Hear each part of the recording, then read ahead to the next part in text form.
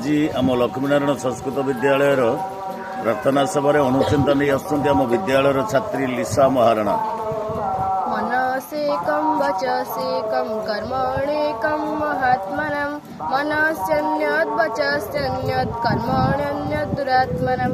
बहुत सुंदर नीतिवाणी आज से रखी जे मनरे एक भावनार एक कथार एक कार्य एक एकाग्रता जहाँ कहब जहाँ भाव ताहा कहब ताहा करिवो ये हूँ महात्मा मानकर नीति बा आदर्श।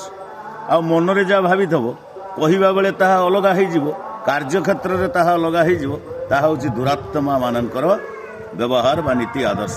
तेणु आमको सब मनरे जहाँ को एकाग्रतार सहित भाविबा से कथा को आम वचन में कहवा से कथा को कार्य सिद्धि रे परिणत करने चेष्टा करवा ताले यह हूँ महात्मा मानकर कर्तव्य। धन्यवाद।